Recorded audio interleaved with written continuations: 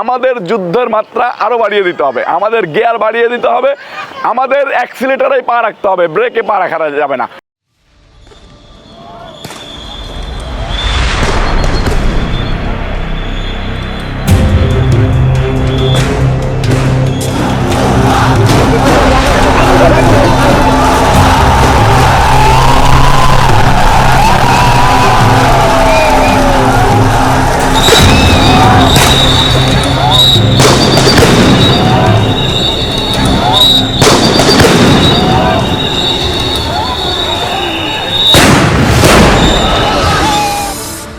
চার তারিখে আমরা শাহবাগ মোড় দখলে নেই।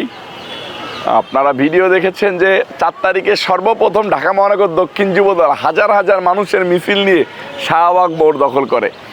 4 তারিখে রাত আনুমানিক 10টা-11টা বাজে আমি নতুন একটা বাসায় যেয়ে ঘুমাই। তো ওই সময় যেহেতু নেট চলতেছে না, নর্মাল ফোন আমার কাছে মনে হয়েছে যে এই মনে হয় ট্র্যাকিং করে ধরে নিয়ে গেল, যে কারণে 4 তারিখে মানে দিবাগত রাত্রে ভোর 5টার দিকে আমি রাস্তায় চলে আসি এবং 3টা বাজে ঘর থেকে বের হয়ে যায়। বের হয়ে ছোট ছোট গলির ভিতরে হাঁটাচলা করি, একটু দোকানে বসে চা খাই। 5টার দিকে আমি চলে আসি মগবাজার মোড়ে। মগবাজার মোড় থেকে আমরা ঢাকা মহানগর দক্ষিণ যুবদলকে আমি নির্দেশনা দিয়েছিলাম রাত্রে যে আমরা চতুর সাইড দিয়ে শাহবাগ মোড়টাকে দখল করব।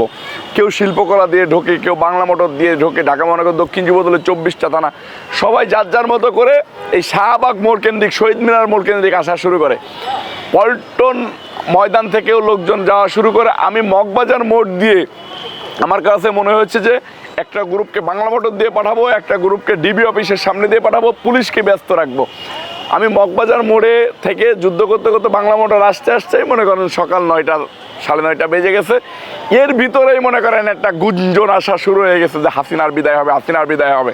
তখন আমি ফোনে সবার সাথে কমিউনিকেশন করি যে আমাদের যুদ্ধের মাত্রা আরও বাড়িয়ে দিতে হবে, আমাদের গিয়ার বাড়িয়ে দিতে হবে, আমাদের অ্যাক্সিলেটারেই পা রাখতে হবে, ব্রেকে পা রাখা যাবে না।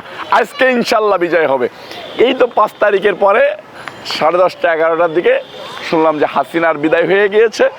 আল্লাহর কাছে মুক্ত আকাশের দিকে তাকিয়ে থাকলাম, চোখ দিয়ে পানি ছেড়ে দিলাম। আল্লাহ মনে হয় আমাদের দিকে মুখ তুলে তাকালো। এরপরে বাংলা মোটর থেকে গণভবনের দিকে মুভ করলাম, গণভবন শেষ করে শাহবাগ মোড়ে চলে আসলাম।